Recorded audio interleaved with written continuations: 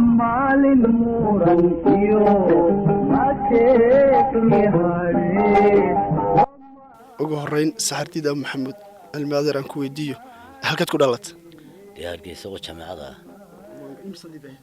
waa dee anigu markaa ma garanaya laakiin markaan dib isu qiyaaso waayo anigoo yarba islaantii odaygu waa dhinteen markaan si anigu isqiyaasay 38 inaan dhashay baan isku wadaa qof waliba meel buu waxbarashada ka bilaabaa waxbarashadaadii qur-aanka ama idhaahdo diinta marka hore halkeed ka bilowday waxaan ka bilaabay malcaamad la odhan jiray macallin cabdi halkan imika kaalinka basbaas sekadan ka soo horeysa oo reer iltab lahaan jireen kuwa lahaa malcaamad ku lahaan jiray ayaan ka bilaabay se yeeshee kumaan raagin talabaad berigii la odhan jiray waxbaa la gaalaynayaa ayaa aniga iyo 2 nin oo kaloonu ilmaadeernahay ayaa oday cabdi dhoobaale la odhan jiray odayaashaa layidhi keena cid ayayna geeyeen waxaa nagula bilaabay muxuu ahaa sheekh bashiir koofiyada yaryar iyo surwaal iyo shaar kaakiya ayaa naloo geliyey markii waa la iskaaleynay fara badatay ayaan kaana ka baxsaday waxay ahayd dhowr iyo 40 ba ahayd laakiin maalintay ahayd iyo sanadku ku ahaa midna kuma sheegi karo markii aad ka tagtay kadib waxbarashadii dib muugu noqotay maya waxba dib uguma noqon beri dambe oo aan daree walba noqday ama aan kuugu noqday shaqadaydu wayda fara badnayd waxaan ka soo bilaabay booy baan ka soo bilaabay waxaan ku xigsiiyey inaan hudheelada ka shaqeeyo waxa iiga horreeyey baabuurada oon shaqeeyo ka noqdo 48 ilaa dhowr iyo 40 markii la xaraasay baabuuradii selfishka halkaas 5 mayl oo la jiray la xaraasay F6ka iyo Fordka iyo Sourline-ka lahaa ayaan ka mid noqday kuwa yaryar ee mayra deetana trafficki berbere iyo maxaan ku dhahdaayeen jigjiga haruurkan uga soo qaadi jiray berberena sonkortaan uga soo qaadaysaa la isu dhaafin jiray traffickaas markaas socday halkaana baabuuradan ka soo galay dib baan hudheeladii ugu noqday waxaan ka gaaray Cook oo in badan Hargeysa hudheelada kuugu ahaa ama dhidar ha ahaato ama cumar dhagoole ha ahaato ama shulaac ha ahaato ama oday qaasim la yidhaa ha ahaato ama oday cali gure la yidhaa ha ahaato ama nin sakaaka la odhan jiray oo reer jabuuti ahayo berbere hudheel aan weyn ka furay ha ahaato yacni hudheelaan saa ugu soo qaatay kabacdi haddana kolkaan dee nin weyn noqday ayaan war hudheelun ku jiri mayside xaggii gaadiidkaagii isaga noqo halkaasaan dabeetay dib ugu noqday dabeetana waxaanu ahayn gaadiidkii muddada intii u dhaxaysay nolosha aad ku jirtay hudheelada iyo markii dambe gaadiidka aad ku soo noqotay qiyaastii sanadii intee leeg baa u dhaxeeyey gaadiidka markaan ku soo noqday dib u bilaabay dee dhowr iyo 40 buu bilowgu ahaa xagga gaadiidkan ka bilaabay baabuuradii la xaraashay ayaan ka bilaabay kol spear bad bilibaaxala ah ayaan markaana ka shaqayn jiray oo walaalkay lahaa waxa u dhaxeeyay dhowr iyo 750 ayaan dib baabuuradii haddana u bilaabay anigoo nin weyna deetan laysankii baan qaatay gaadiidka dawladda oo ingiriiska markaa dee haystay ayaan ka mid noqday markii aad gaadiidka dawladda ku biirteed hawl gashay awal si gaar aad u shaqaysanaysay sidaan filayo oo gaadhi aad gaar u leedahay ama aad gaar uga shaqaynaysay buu ahaad u raacasay markaad gaadiidka dawladda kusoo biirtay micnaheedu waxa weyn dawladdaad u shaqaynaysay dawladdaan u shaqayn jiray ilaa 59 ayaa bilowgaygu ahaa waaxda BWD-ga markaa la odhan jiray may jirin waxyo kale iyo midna dhowr wasaaradood may dawladdu ahayd marka laga hadlayo taariikhda markaad ka soo bilowday micnaheedu waxa weeyaan magaalaad ka bilowday caruurnimadaadii magaalada ilaa ka joogtaa iyadoo nolosha miyiga ka war nolosha miyiga wax badan anagu ismaanaan aqoonin hase yeeshee dee taariikhdeeda waan hayay ama waan la socday waxay ahayd baan u malaynayaa waqtigii habta la odhan jiray anigoo kuraya oo markaa hudheelada qaybtii hudheelada aan ahaa ayaan tegey awaare dabeetana habtii oo markaa kanaaca dadka laysay reerkii oo dhan baa la ooday waxaa laygu yeedhay ciidan ahaan dabeetana intaas 2 bilood ama 3 bilood ayaan soo joogay intii ka dambaysay waan ka soo noqdo dee dadkii baa soo kaco madax la soo kacay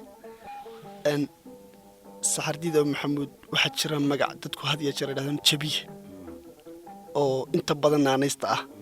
magacaas horta muxuu yahay marka hore horta sideedaba markay bulsha meel isugu timaado dhallinyarihii magacyuunbay isu bixisaa laakiin ta la iigu bixiyey waxay ahayd uun ingiriisku markaa laga baqanayay in la yidhaahdo riwaadaha ama riwaaddii ugu horreysoo 59 ahayd in la yidhaahdo waxaasi waa anti lama odhan karo lama fasaxi karo ayaan riwaad jirsiyey la odhan jiray gardiid waa la diid deetana taa ayaa nin anigu aanu markaa imika dee aan seedi u noqon lahaa oo aan dhintay markaa ayaa yidhi kana isagoo magacya bixinaya kana waa jabiye waa 59 aanu soo noqonno tan hal abuurnimada 59 waqtigii aad riwaayadda ugu horsay samaysay bay ahayd markii ugu horreeyey maankaaga aad ka heshay in deeqdan ama hibadan hal abuurnimo kugu jirto goormee horta waqtigaa baaburrada la xaraashay ee aan ka mid noqday shaqaalaha gaadiidka markaa la kiciyey ayaa waxaa jiri jirtay in niman cadan ka yimid oo dhallinyaro ahaa oo baaburrada darawaliin ahaa ayaa iska tuman jiray dabeetana hoobigaygu wuxuu la qabsaday inaan kuwaa la garaaco dabeetana aniyo nin la odhan jiray qoorgaab xaashi ina xaashi guuleed ayaa wuxuu yidhi ayaanu annaku labadayada marka baaburrada afka laysu soo geliyo ee habeenkii la sido dee wax ee baaburradu ay leeyihiin markaa in la ilaaliyo ayaanu dab ku dhex shidan jiray dabeed soo jeedka halkaa lagu soo jeedo ayaanu heesihii hore ee qaraamiga ahaa ee nimankaasi tirin jireen iyo ayaanu dabada qabsan jiray dabeetana kuwa ugu cod wanaagsan ayaan ahaa kolkaasaa aniyo ninkaa ayaa haysanay dhallinyarada yaryar ee markaa soo koraysa ahayn daasadahan iska gargaraacan jiray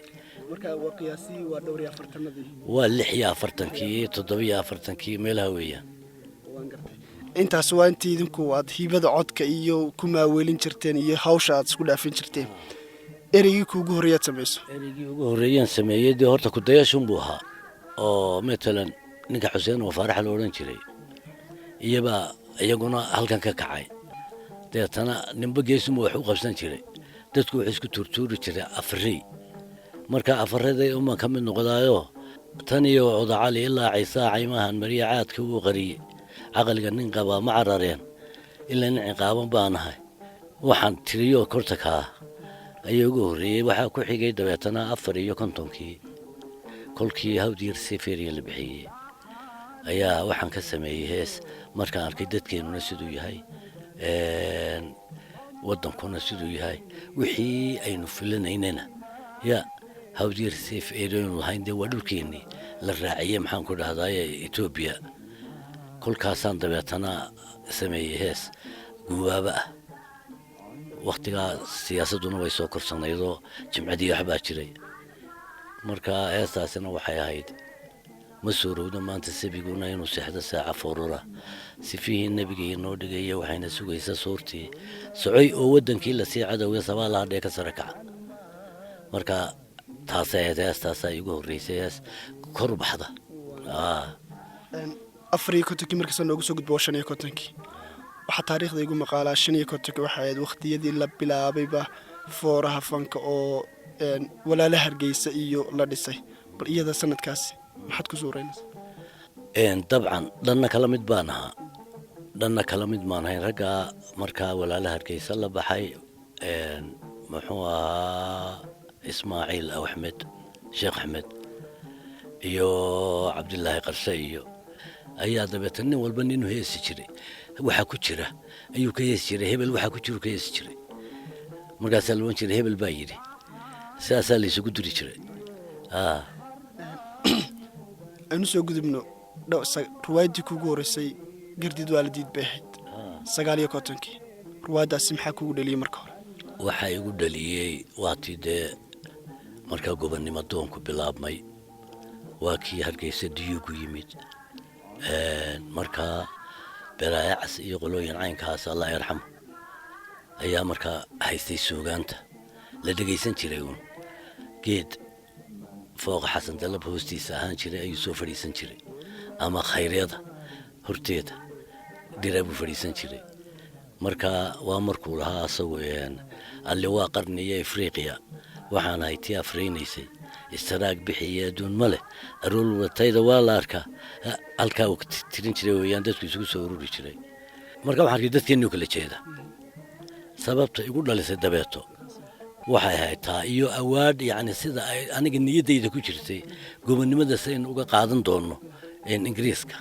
dadkuna isu raaci doono maaskiisa faraha badan leh gees ahaan dabeetaynu halkaa ku guulaysanayno taasaa igu kaliftay dulaan gudbinaya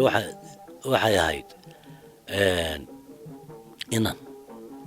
iyo inanku wuxuu ahaa maxamed axmed inantuna waxay ahayd iftin baa la odhan jiray markaa jimciyadda SNL la yidhaahdo ayaan kolkaa ku kaabaynay oo hadafkeeda in dadku oggolaado oo la raaco haa ayaa horta ay hadafkeedu ahaa deetana odayga waxay ka bilaabantay riwaado gardiid waa la diid bay ka bilaabantay sababtoo ah dee haddaynu is oggolaanno gardiidba ma jireen markaa qoloba dhanbay waxu eryeysay sidaa daraaddeed ayaan dabeetay riwaado halka ay ku soo biyo shuban doonto ay noqon doontaa dadka oo gees isu raaca markaa sanadkaa awaadh bay ahayd sidii uu yidhi hadraawiba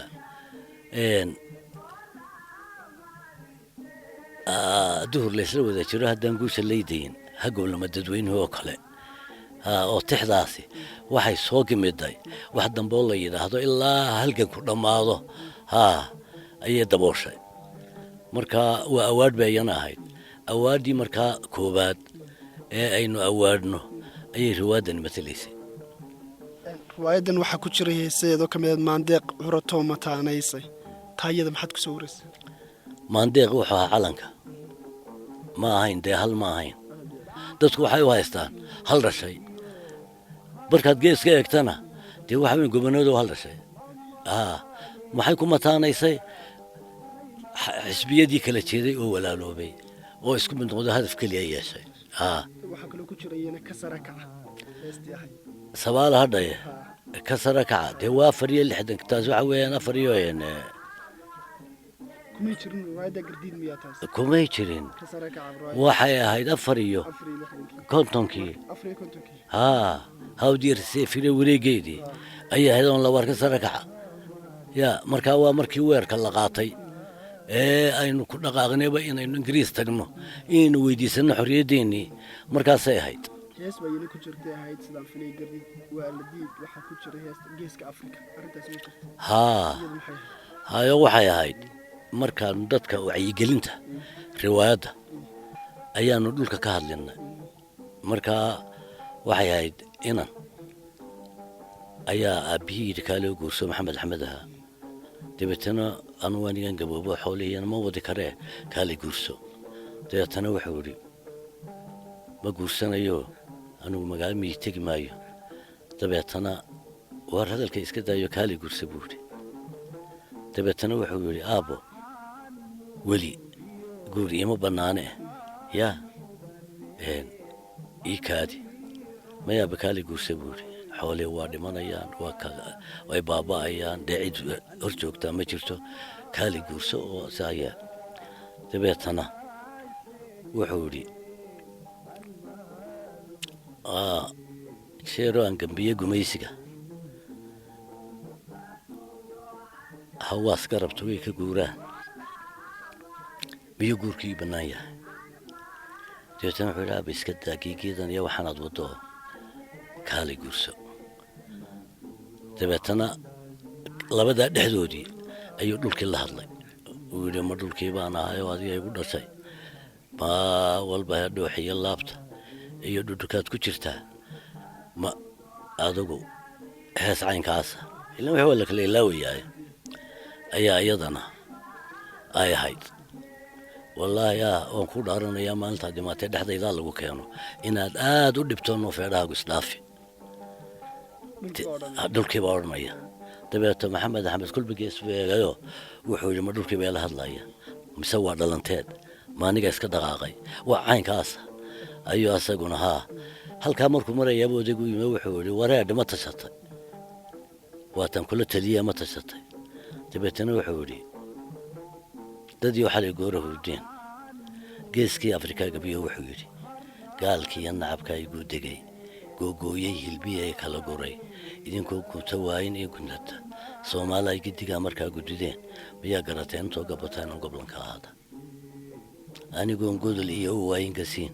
gowrac iyo ubadkayga gaaja dishay geeri baa dhaantan nolosha tii ku gabta xar baaba gala geedka u jabiyey idinkoon geesi waayinii galgasha soomaaliya gidigaa markaa gudideen miyaa garateen intoo gabataan goblanka ahaada guuntaa ka xanaaqda guurliye waatii xamar markaa gobonimadeedu soo dhowaatay guuntaa ka xanaaqda guurliye gudtii ka yarid markay gelbiyaan guuhadda naftoo garayska jarta iyadoo gobonimo ay garab taal soomaaliya gidigaa markaa gudideen miyaa garateen intoo gabataan goblanka ahaada ugaadhaa garanaysa ganatada intay gi ka siisa oo dagasha haddaan la horgoyn ma gaadhaan ayadaan gabanoon dib uga guran wiishaa geeska fiiqatoo gelisee soomaaliya gidigaa markaa gudideen miyaa garateen intoo gabataan goblanka ahaada hadduu guluf qaada gunyada intaanu galbalnayn la rugageyn waa loo gurmadaa la gaari jiray iyadoo gobonimo ay garabtaal soomaaliya gidigiin markaa gudideen miyaa garateen intoo gabataan goblanka ahaada nin looga go-aan tahay ma galo orod geesigu ma qarsuumo golo weyn gaaridu ma ogola nin goorx u socda kolkuu soo galay guhaadaa gogashay duubataa ka guurtaa dagaalkaa la gudboon ninkaan gelinee gabada maalintaa xun ima geya buu markaa dhulka yidhi odaygii taasuu ugu gumeeyo wuxuu yidhi aabo iska daayo waxaanaan ku leeyahay dhegaha geliyo cidlaad joogtaaye kaali dunyada iyo xoolahan ku dhex barwaaqayso dabeeto odaygii wuu jawaabo wuxuu yidhi waa kaa geyigii gartii naqsadeen aan gaalwaanatii aan garowsaday awrkayga gurgur goortaan raro caynka iyo bayda aanu giigtiro gidigeed heryadii labada gurub gidigeed heryadii ku wada guro labada udub aan garbaha u gesho dhigaha ku gibsiiyo gigibishii gurada ugu tuuro laba gaban gurroobda ay geedo u bixiyey horseedku ka gooyey guri weyn goortaan dege een gardaadsada iyo 60-kaanaaba guursan doonaaba u gooye marka xorey dalqaato waayadeer waxaa jirtay waqtiyadaas waa 59-adii 60-kii baa lasoo galay waqtigaa uu sugayay isagu inuu guursan doono xornimadii baa la gaadhay marka laga yimaado ololihii iyo foorihii xornimadeed waqtigaa taagnaa habeenka calansaarka maxaad ku suuraynaysaa habeenkaasi waxay ahayd ninkii la odhan jiray in xarbi oo markaa isaguna dee 5 Soomaaliyeed baa waxa la wadwadayay xamar tegey oo jooga ka soo baxay Jabuuti ayaa yidhi mar haddii gobonnimadii ay qaadanayso Somaliland waxaan ka qayb gelaya calansaarka dabeetana goor casara ayuu yimid diyaarad qandala la odhan jiro kaliya meesha joogtay ayuu soo raacay dabeetana casarkii baa naloo sheegay aniga iyo barkad cas Allah yarxamo Cabdullaahi Qarshe maxamed axmed in badan baan meesha ku joogno oo walaalaha Hargeysa una kolkaa dee nin walaalaha Hargeysa ka mid ahaa ayaana kala soo xiriiray afkii hore deetana Umar Arte oo markaa assistantdiisa loo magacaabay qabanqaabadana wada ayaa noo yimid goor ay 5 tahay horta waxaa ka horreeyey in xarbi habeennimadii yimid halkaa USB xisbigeedu ahaa ayaa lagu casuumay deetana annaku waxaan u samaynay 2 heesood baan u samaynay marka maya allah yarxamo barkad cas baa u sameeyey hees war adiguna codka u sameey buu yidhi markaana codkii baan u sameeyey heestu markaa waxay ahayd oon kasii xusuusanahay inaad magaceenna muuji lahayd intaad soo martaa markhaati noqdee mudane xarbiyow ma nabad baa markaa cod kaar la odhan jiray yaa oo mudane xarbiyow ma nabad baaye oo maxamed axmed qaadi jiray kuna fiicna ayaa markaa annaanu sameeyey habeenkiiba 3 kun noo qoray jeeg noogu qoray 3 kun oo shilin baanka annagoo markaa fadhina baanka ee aan ka soo qaadanay lacagtii oo doonayna inaanu qaybsano ayaa cumar cabdi noo yimi goor casara barkadaas allah yarxamo gurigu ku jiray oo ku dhanay meesha dee culimaagiina uu ahaa fanaaniinta ama ahlabuurka ayuu ahaa oo nin la mid yahay ma jirno waa ninkii ilaahna way albaabka ay xidha yaa asagoo England jooga wuxuu soo fidsay waa taaramidiisi yoo fatartay ninkii aabbahay adoonsaday ninkii anigana iibsaday awowgay ninkii indhaa taray haddaan ogahoonan ka aarsan karin inaan arko uurkan waan ka nabcay aan ooye albaabka ay xidha waa ninkii lahaa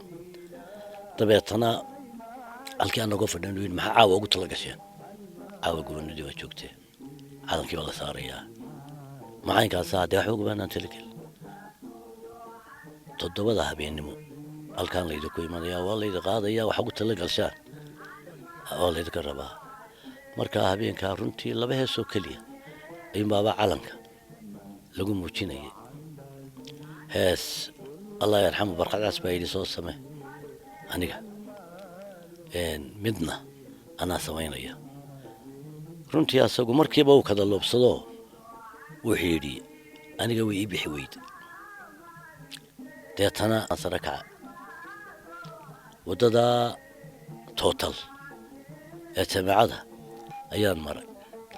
kolkan total joogo ayaan toobigii aan ka hadli lahaa ayaan helay haa toobigaasoo ahaa Soomaaliya kulmiyaa la sulee kadabaadhaha yaa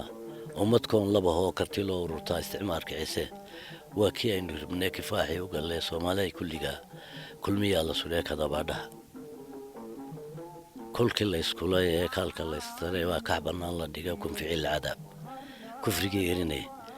Soomaaliya kulmiyaa la sulee kadabaadhaha markaa habeenkaana heestaa kadabaa la yidhaahdo barkad casna wuxuu sameeyey markaa beyd kaliyan ka xusuusnahay oo go'aankii oo ahaa Soomaalo qaran iyo waxaan quruxi tanina ma inoo qarsoonayd heesii ku jirtay ayuu sameeyey labada heesood habeenka meesha laga qaaday saddexaad waxna way ka horeeyeen calanka oo sida maandeeqoo kale iyo waxna way ka dambeeyeen ama maandeequna mahadnaqo cali jamcaale yaa uu sameeyey iyo xuseen oo faarax iyo heesaasi waa jireen laakiin waxna way ka horeeyeen waxna kadib habeenka on the sport midkaasoo keliya labada heesood oo keliya ayaa laga qaaday meesha marka yaa qaadiya heesaha waxa qaaday labada midna waxa qaaday maxamed axmed midna maxamed yuusuf baa qaaday kadaba maxamed yuusuf baa qaaday markii xornimada lagu guuleystay intaynan riwaayadaha kale iyo waxa kale waqti kale insha Allah dhigan doonaa markii lagu guuleystay calanka la bixiyay intii ka dambeysay ma jirin heese kale oo markaa raacay ama riwaayado kale ama hal abuur kale oo 64kii ka sokeeyay 64kii sidaan filayo waa hanaan qurux wanaag wax ka sokeeyay oo waqtigaas tirsi ma jirin hanaan qurux wanaag horta dee waxa ka horeeyay taasi waa 64kii waxa ka horeeyay koob iyo 60kii way jireen oo heestan la yiraahdo maxaan ku yiraahdaa رواد ليا هنان قرح وانا مقعيد ما يلوسين رواد لكن هنان قرح وانا جاي هو هذا المعاني هل كان كل لا مثل وهيتي يا هاستا أي أهيد مقرنا يسا روادي كجرتي مقعيد ما روادي يلوسين رواد دو حياة كوبيو أفري يلحن ها ama 63kii samaynteedu iyo dhigisteedu kala labay ahaayeen samaynteedu 62kii heedhadee ayay horta ahayd 62kii oo waxa ugu horeeyay heeskan maxaan ku dhahdaa haweeyo gayaanoo gacalugula taliyay garbaayay laacday oo sii daayay gacanta wixii la garaado gobonimaha tuurina marka waxaanu ka matalaynay wixii aynu helay ee aqalkeena aynu ku haysanay yaa inan bay ahayd inanta islaam baa dhashay islaanta waxay dhashay ninka la odhan jiray shimbirna oo sidaas ku matalayay dabeetana inantay u rabaynaysay ciddada ay u tahay dabeetana wuu ka ofooday oo mid kale ayuu asagu la qabsaday yaa tiina way ka xumaatay tii uu la qabsaday dabeetana saaxiibkii oo yidhi taa wax igala qabo ayaa yidhi war aniga tani guuri aad inaabtada ee diidayso waxay noqotay naagdhaga sidaan maanta oo kale aynu nahay ayay noqotay aynu la soo noqonay dee gobonimadeennii soo maad fahmin marka shimbir marka hanaan qurux wanaagay hiboy hadal macaaney halkii aan ku dhigi lahaa naagtii markay ku soo noqotay ka xumaatay ayaa iyadii dib ugu soo noqotay dabeetana wuxuu leeyahay xageen geeya marka yar sidoo kale waxaa ka mid ahaa guud haldhaaley iyadu waxa weeyaan hees gaar ahayd moogtahay kumay jirin riwaayadaasoo ubax lamoodii waxay ahayd riwaayadan Somali Youth Organization urur la yidhaah baanu samaynay ururkaasi siduu u shaqayn lahaa matalan maanta sidan aynu leenahay dhalinyaradu ha shaqayso alla hawlgeliyo inaynu hawlgalle aynaan tumasho iyo hanaabanaa iyo wax kale aynaan gelin ayaa haydoon korino dii gobonimadeenna sida ay ku kori lahayd riwaayad gaar ahayd waxay ahayd kacogura ma guurso kacogura ma guurso